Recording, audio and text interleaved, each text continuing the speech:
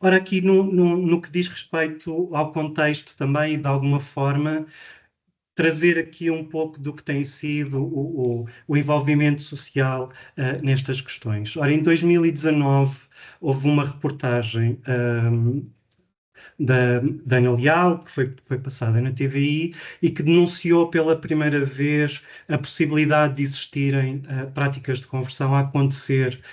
no contexto português. Na altura, esta reportagem foi bastante discutida e depois, obviamente, abriu caminho a uma discussão mais alargada e à consciencialização, nomeadamente até da minha parte, de será que estas práticas acontecem efetivamente em Portugal? O que é que estará a acontecer e quais serão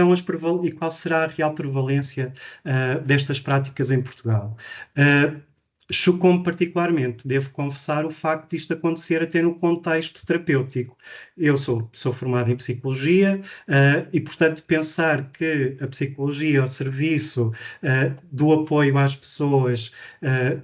do tratamento no sentido de as pessoas terem uma melhoria da sua qualidade de vida, de promoção do bem-estar, serem confrontadas com estas situações. Houve depois várias reportagens, estes são alguns exemplos, mas houve várias reportagens que aconteceram nos anos 2021, 22, 23, nomeadamente a coragem do testemunho de Miguel Salazar, que veio falar publicamente sobre a sua própria experiência enquanto pessoa vítima destas práticas no contexto português, e mais recentemente uma iniciativa de cidadãos que é louvável a nível europeu, para que haja um enquadramento legal que proíba e criminalize estas práticas em todo o contexto da União Europeia.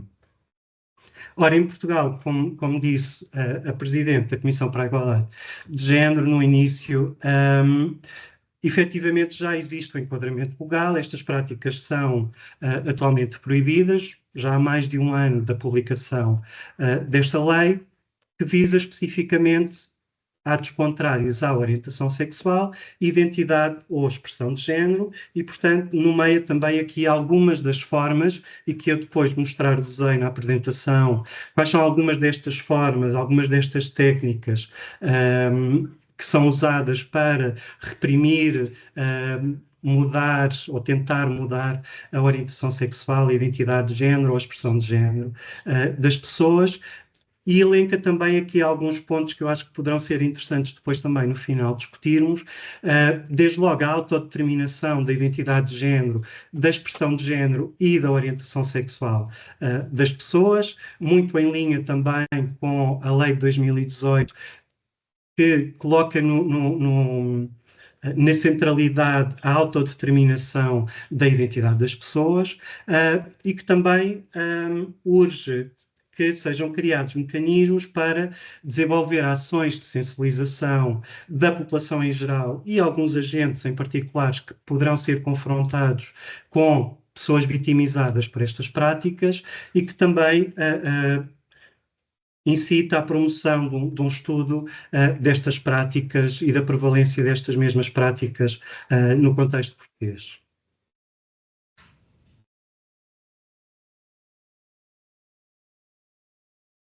Então, o que são estas práticas de conversão? Elas podem ser definidas como uma série de técnicas que têm como objetivo a mudança da orientação sexual das pessoas, a identidade de género ou a expressão de género, para uma lógica da heterossexualidade ou heteronormatividade e cisgênero. Tem como objetivo também reduzir ou mesmo parar a atração por pessoas do mesmo sexo ou género, ou mesmo impedir o processo de autodeterminação de género das pessoas, ou tentar forçar a de transição para pessoas que estão num processo de afirmação de género. Estas práticas estão desacreditadas por todas as principais organizações médicas e também da psicologia, nomeadamente a própria OPP, a própria Ordem dos Psicólogos Portugueses em Portugal, também a Ordem dos Médicos, e para além de elas serem desacreditadas como não sendo eficazes, há também muita evidência, e eu depois trago-vos-ei também alguma dessa evidência em Portugal, do quão nocivas estas práticas podem ser. Ora, elas podem ser praticadas por diferentes agentes, sejam profissionais de saúde mental, da psicologia, da psiquiatria, da psicoterapia.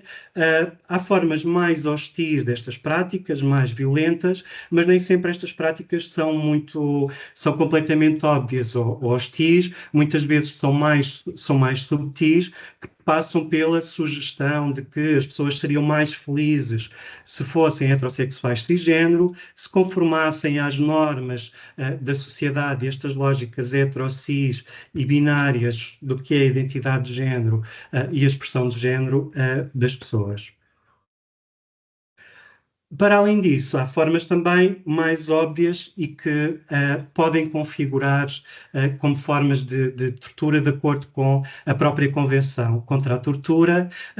porque significa qualquer ato pelo qual a dor ou sofrimento grave, físico ou psicológico, é intencionalmente infligido a uma pessoa por qualquer motivo baseado numa forma de discriminação. Esta é a definição exata proposta pela Convenção contra a Tortura. É também uma forma de violência contra pessoas LGBTI+, em particular. Tortura é a violência também, obviamente, porque visam especificamente uma população já de si minorizada e estigmatizada socialmente, porque têm como pressuposto uma necessidade de as pessoas se ajustarem a normas hetero-cis normativas, porque têm como base a patologização da diversidade de orientações sexuais, identidades de género e expressões de género, e porque, como irei demonstrar, atentam claramente não só contra a identidade, mas também contra a integridade das pessoas LGBTI+.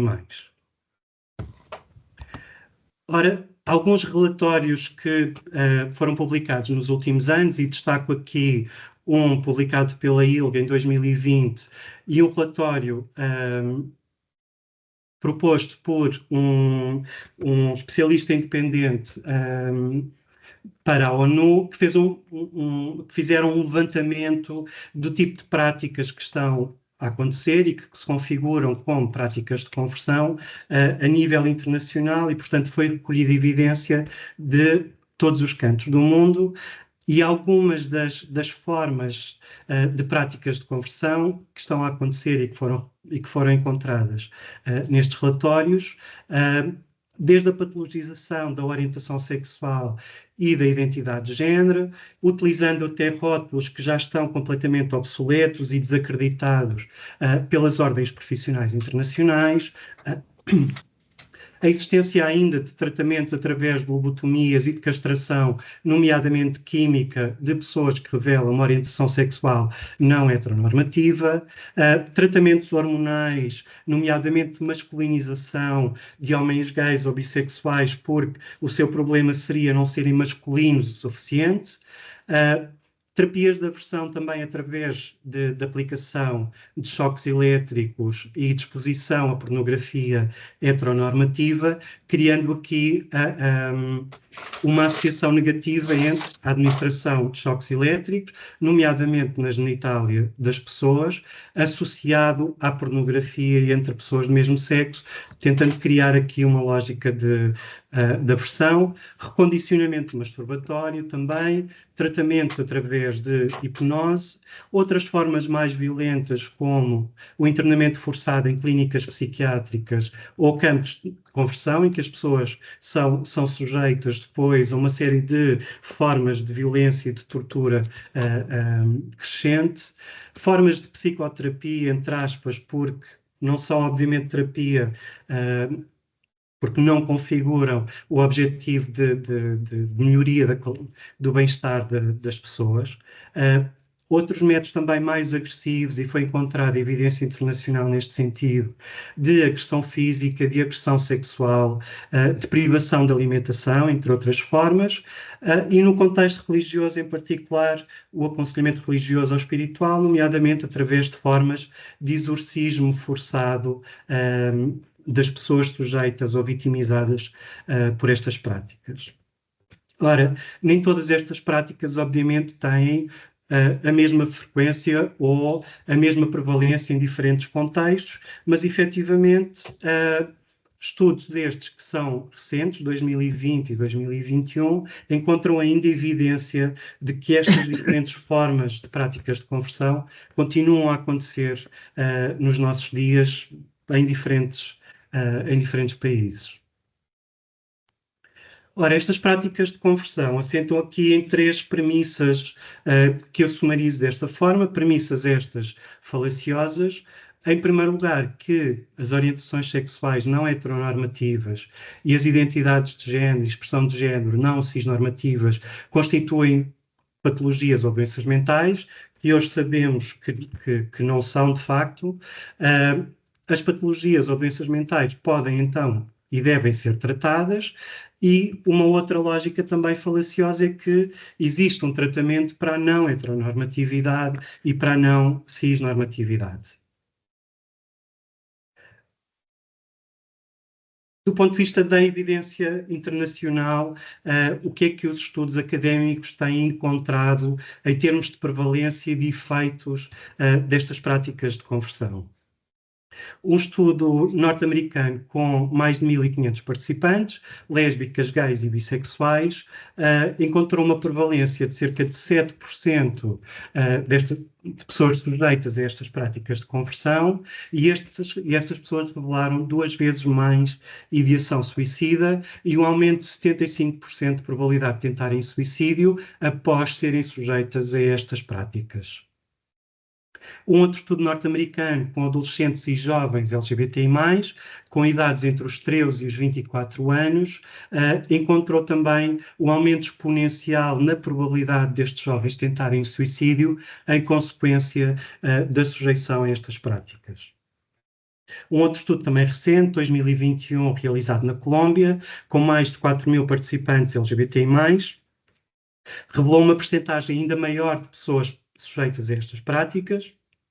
22% das pessoas LGBTI+, foram sujeitas a estas práticas na Colômbia. Práticas estas associadas a um aumento de 69% da ideação suicida e 76% de tentativa de suicídio. E, finalmente, um estudo canadiano com mais de 8.000 participantes LGBT+,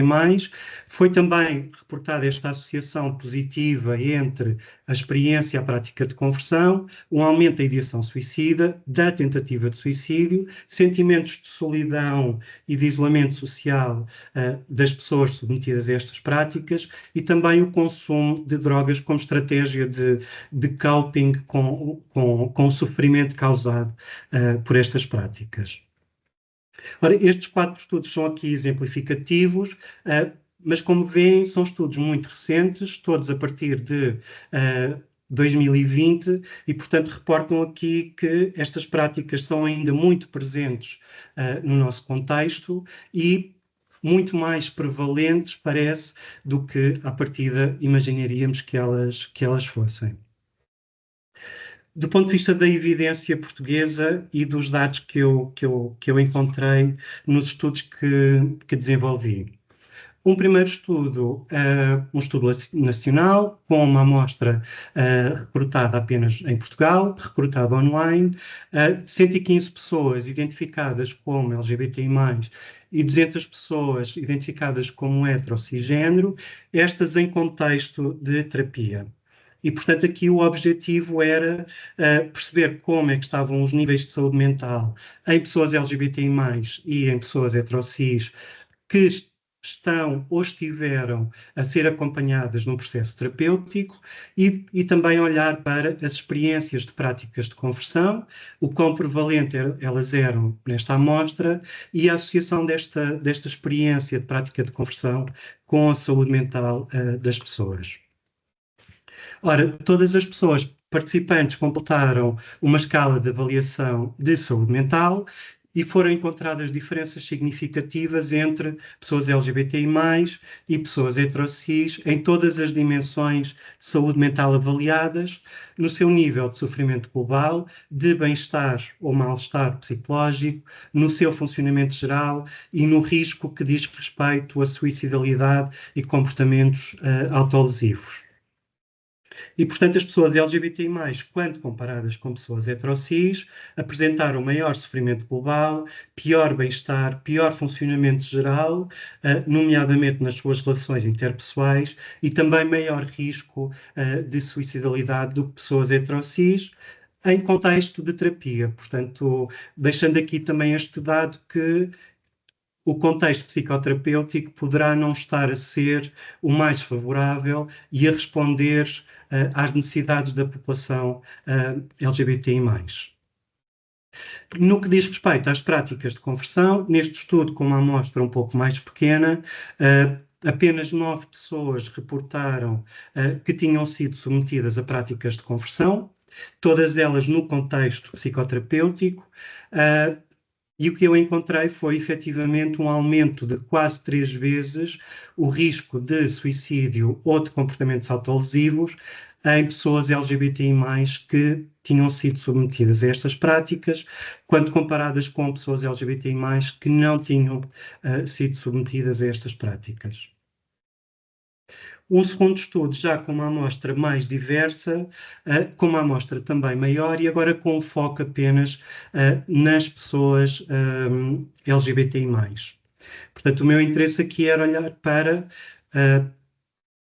as características mais no detalhe desta experiência de práticas de conversão e em que contexto é que elas estão a acontecer para além do contexto psicoterapêutico. Uma amostra bastante diversa, do ponto de vista da identidade de género, 26% das pessoas identificaram-se como homens cis, 54% como mulheres cis e 20% como pessoas trans, não binárias ou de género diverso. Do ponto de vista da orientação sexual, também há alguma diversidade, cerca de 1/3 pessoas monossexuais, gays ou lésbicas, 60% pessoas bissexuais, pansexuais ou queer, e cerca de 4% pessoas identificadas como assexuais. As idades variaram entre os 18 e os 65 anos, apesar da média ter sido relativamente baixa, uma média de 27 anos, quase 70% das pessoas bastante jovens, entre os 11 e os 26, 22% das pessoas com idades até aos 40, e depois as restantes entre os 40 e os 65 anos. Do ponto de vista da prevalência das práticas de conversão, 22%, 91 pessoas que participaram neste estudo reportaram terem sido submetidas a uma experiência de prática de conversão. Ora, prevalência esta comparável com aquela encontrada no estudo colombiano, mas superior à prevalência encontrada noutros estudos, nomeadamente norte-americanos.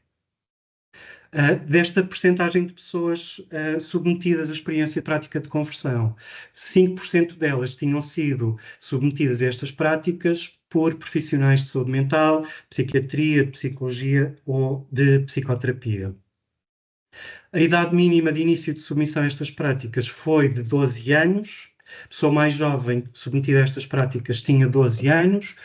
A maioria delas foi submetida a estas práticas entre os 14 e os 19 anos, portanto, todas elas, ou praticamente todas elas, menores de idade. A média de início foi de 17 anos. A duração média deste processo foi de 21 anos, portanto, a duração média de prática de conversão para esta amostra foi de 2 anos, desde o mínimo de algumas sessões a um máximo de 6 anos. Quase 2/3 das pessoas foram conduzidas a estas práticas de conversão por outra pessoa, mas também aqui um dado bastante interessante, 38% das pessoas foi por sua autoiniciativa. Cerca de metade das pessoas participantes tinham como expectativa sua, mas também a expectativa partilhada pela pessoa profissional de mudar a sua orientação sexual para heterossexual. Mais de metade das pessoas sentiram-se obrigadas a iniciar este processo e mais de 1/3 delas foram pressionadas por outras a manter-se neste processo de conversão. Do ponto de vista das estratégias utilizadas neste contexto das práticas de conversão, 29% foi sugerido adotar comportamentos heteronormativos, por parte das pessoas que utilizaram estas estratégias, defender que a homossexualidade ou a transgeneridade que é uma doença ou que é um pecado, incentivar as pessoas a romper relações ou amizades com outras pessoas LGBTI+, portanto, criando aqui situações de maior fragilidade e de isolamento social, defender que a homossexualidade seria uma escolha da própria pessoa e, portanto, era sua culpa as dificuldades que sentiria por se identificar como tal, isolar as pessoas também do contexto diário, 7%, divulgar a orientação sexual das pessoas ou da identidade de género sem o seu consentimento, nomeadamente a seus pais e às suas mães, expor as pessoas a pornografia heterossexual, insultá-las ou agredi-las verbalmente. Alguma experiência também, cerca de 2% das pessoas reportaram terem sido vitimizadas por agressão física ou sexual, serem forçadas a rezar ou a cumprir penitências, recomendar tratamentos hormonais para tratar a homossexualidade ou transgeneridade e, finalmente, recomendar medicação psiquiátrica desajustada, mas com o efeito de diminuir a libido e, assim, conter o comportamento sexual das pessoas. Do ponto de vista das consequências das práticas de conversão, quando comparadas estas duas amostras, portanto, pessoas não submetidas a práticas de conversão com pessoas submetidas a estas práticas, houve diferenças significativas em todas as dimensões daquela mesma escala que eu falei há pouco, e, portanto, as pessoas que foram submetidas a estas práticas apresentaram piores indicadores de sofrimento global, portanto, mais sofrimento psicológico e emocional, mais mal-estar psicológico, queixas físicas e somáticas, piores dificuldades no seu funcionamento social e nas relações interpessoais e maior nível de suicidalidade e comportamentos autolesivos. Para além disso, há um outro dado também bastante preocupante, é que quando olhamos para os resultados médios das pessoas que foram submetidas a estas práticas, encontravam-se acima do limiar daquilo que consideramos o sofrimento psicológico clinicamente relevante. Ou seja, pessoas submetidas a estas práticas e que possam ter sido já submetidas no passado, ainda hoje revelavam níveis de sofrimento que carecem de uma intervenção psicológica imediata, porque demonstram níveis de sofrimento que têm indicação para uma intervenção psicológica. Algumas considerações finais e depois abrindo também aqui a discussão e as questões e os comentários que tiverem. Destacaria aquilo que são, no meu entender, os resultados mais preocupantes. Desde logo, a idade das pessoas submetidas a estas práticas de conversão em Portugal, a grande maioria delas menor de idade, a média de idades foi de 17 anos e mais de metade destas pessoas foram pressionadas e coagidas a submeter-se e a manter-se neste processo de conversão. Portanto, entramos aqui numa lógica de jovens, eventualmente sem recursos emocionais, financeiros e outros, que são coagidas a submeter-se a estas práticas violentas e que atentam contra o seu bem-estar,